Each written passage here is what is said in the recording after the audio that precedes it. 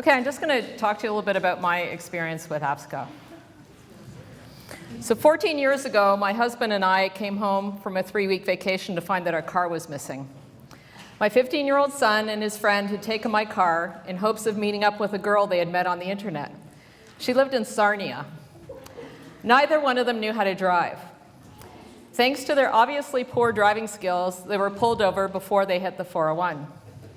I was so scared. Scared that my child was going to die making poor decisions, and scared that our relationship was struggling, and scared that I was losing control. Today I'm going to share my experience with you in hopes that you can share it with others and make it possible for parents of struggling teens to rebuild relationships with their kids and find peace in their homes. Have you ever been in a social situation where people are talking about their kids? Seems that when our family, friends, coworkers, and acquaintances talk about their kids, they're brilliant and accomplished. They have achieved heights I didn't think were possible. They're top of the class in school, captain of their sports team, volunteered at a mission in Africa, valedictorians, etc., etc. Their achievements are the likes of Albert Einstein, Mother Teresa, and Steve Jobs. Just amazing. Let me tell you about some of the things our kids did. By the way, we've raised 5 kids together. In addition to car theft, there was drinking underage, smoking, drugs, skipping school, one of my favorites, setting the school on fire when a lit joint was thrown back in a locker at break, massive parties at our house when we were away, punched in fridges, broken mirrors, Halloween night spent in jail, and the list goes on. I don't share this to shame my children. I share this because I know that some of these things sound all too familiar to you. It may not be your child that's acted out, but I guarantee that your friends' kids, your grandkids, neighbors, or students may have been in some of these situations. As a matter of fact, they may have been at a house party at our place. Shortly after the car incident, a friend of mine told me about a support group that her and her husband had attended for some challenges they were having with their son. It's a good thing I wasn't too embarrassed to tell her about what was happening at our place, or I never would have known about it. When I first went to APSGO, I thought I was going there to fix my kid. Wrong. I was going there to change my preconceived ideas of what I should do as a parent and what my child should be doing to keep me happy. Let me say that again. I was going there to change my preconceived ideas of what I should do as a parent and what my child should be doing to keep me happy. I quickly learned the only person I could control is myself. I can't control my child, their other parent, the school system, the legal system. All I can control is myself. I learned that my child's success in life is not based on achievement or accomplishment. Our children's success is based on their character. Whether they're caring, empathetic, loyal, they have willpower, integrity, determination, self-confidence, those are the types of things that truly matter. Today, I'd like to share the key things I learned as a parent and as a coach at APSGO. This will in no way replace the weekly guidance that we provide to parents in need, but it'll give you an idea of the guidelines we provide. Also note that we expect people to make decisions that are right for them and their families. We don't dictate what a parent should do. We're providing a point of view, one that's worked for thousands of parents through our group, one that's worked for each of our coaches, as our coaches are all parents that came through the group seeking support. So let's get started. I learned to let go. I mentioned a minute ago that I learned I could not control my children or anyone else for that matter. This is the hardest thing to learn. As parents, we want to make sure our kids don't have to learn through our own experiences. We want to impart wisdom that'll protect them from the world. We reflect back to our teenage years and feel that we made a lot of mistakes and had a lot of bad things happen to us. We don't want the same to happen to our kids, so we focus on trying to control what they do for their own protection. If I know where my child is, I'll be able to protect them from the negative influences in the world. Well, we can't be with our kids all the time. What we want most for our kids is for them to grow up to be healthy, independent adults. What our kids want most is to grow up to be independent. Really? We both want the same thing. We just have a hard time keeping up with our end of the bargain.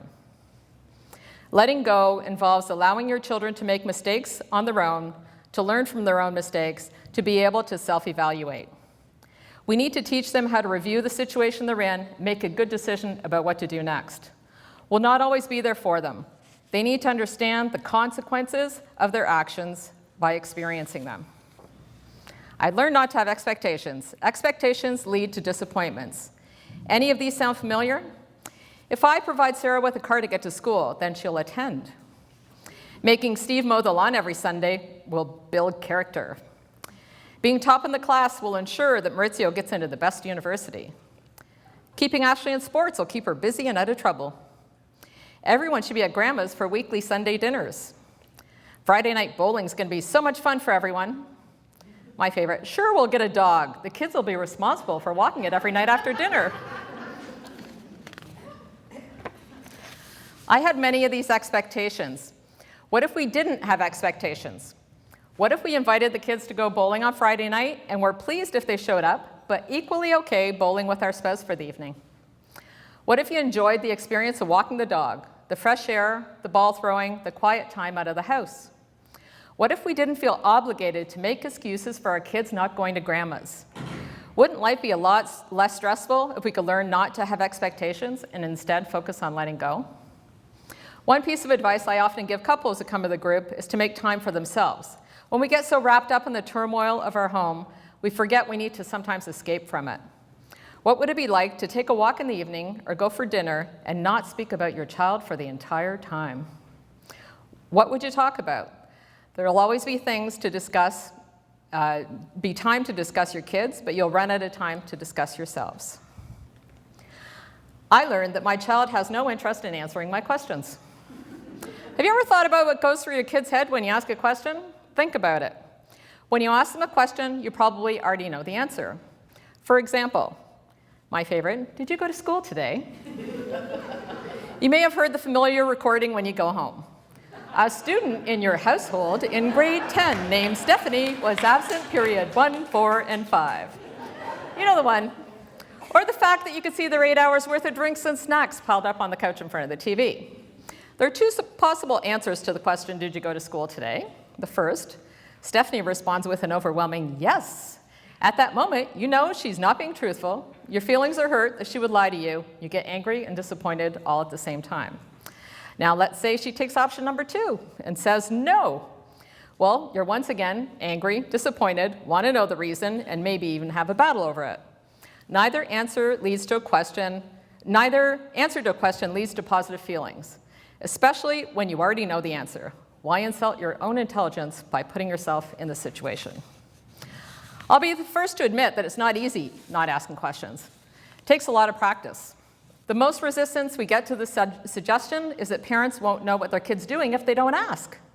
Well, guess what? You probably don't know what they're doing anyhow.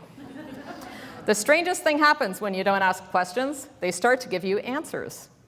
Instead of asking questions at dinner tomorrow night, talk about yourself. I just finished reading this great book. Or the funniest thing happened at work today. Or I'm hoping to get out and see that new movie next week. Give it a try. Not just for one meal though. You want to make this a lifetime commitment. Don't let it be a diet for you. Make a conscious effort to change your behavior to see a change in the result. I learned that my child's responsible for his or her own education.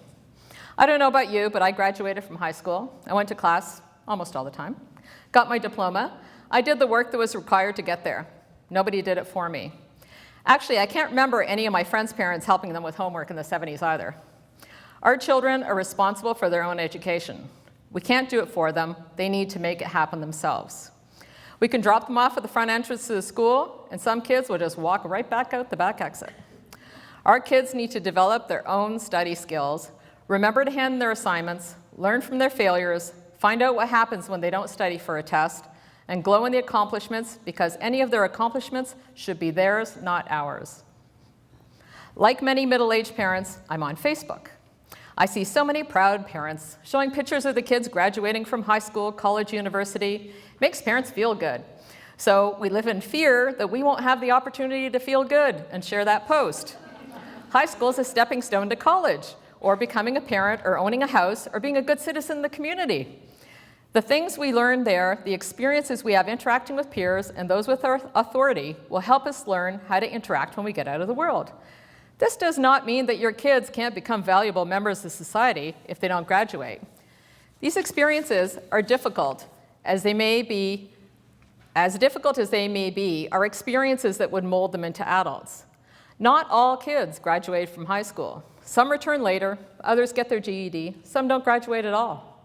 It doesn't make them into lesser people. They maybe were not ready to learn or able to learn for some reason. We should not hold this against them. This is another example where we need to focus on their character and their resilience.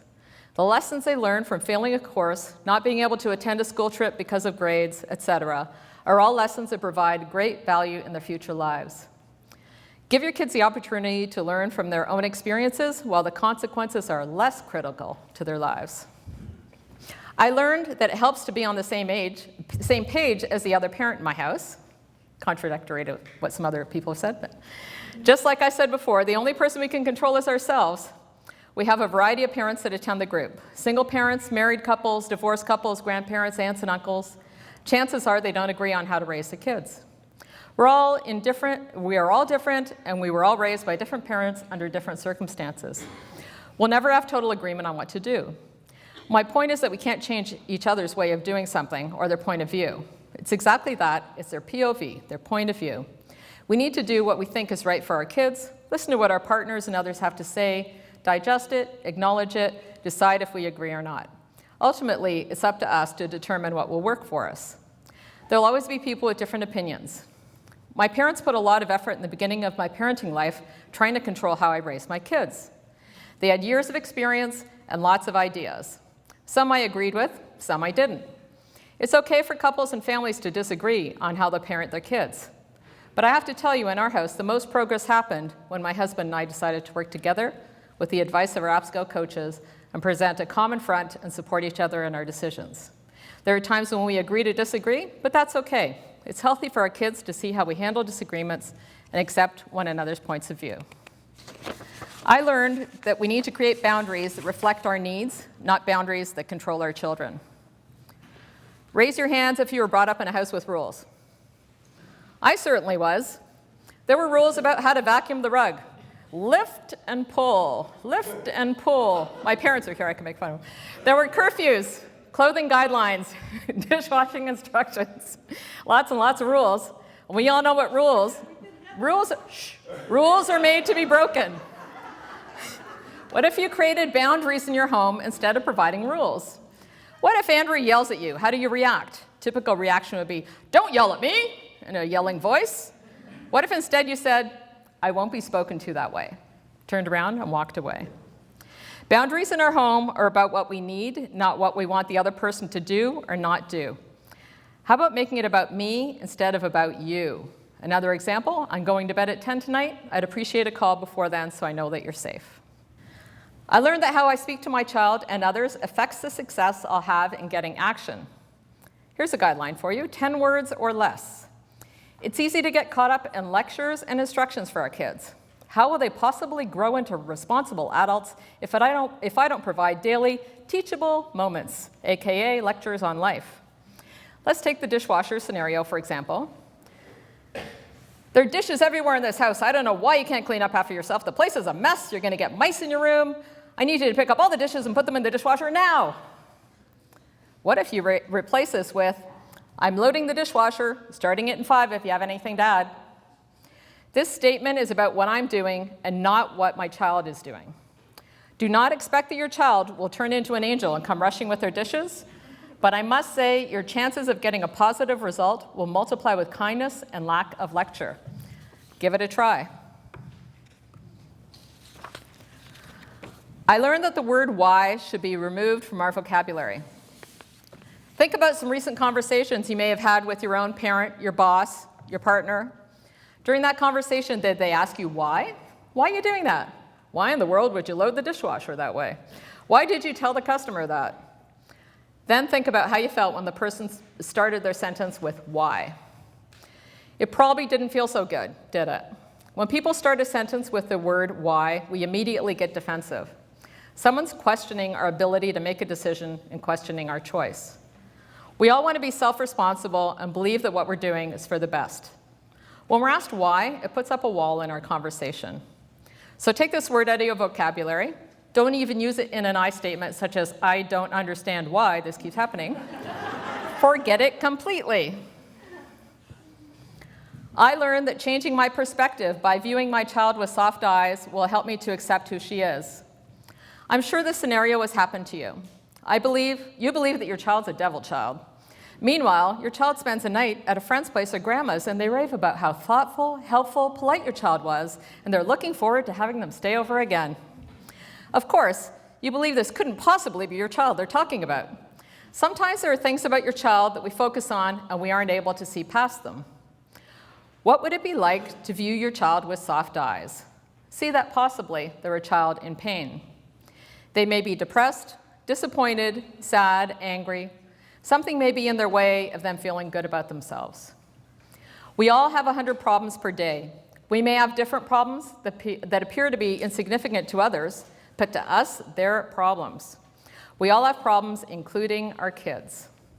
They're not immune to difficulties. Just because they don't have a mortgage to pay or a boss to please, try and see them as though they're just other people in this world with their 100 problems.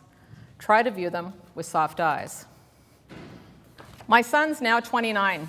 He's a dedicated musician, spends many hours per week writing music and practicing with his bands. He's working at a job he loves, not one that others would have picked for him. He's kind-hearted, caring, considerate of others, shows up for dinner when invited, spends time visiting his grandparents, stops in for a coffee, and is a pleasure to spend time with. Once I got past the fact that he wasn't going to be the child that I mistakenly hoped for, I truly began to love and enjoy the child I have. Thank you.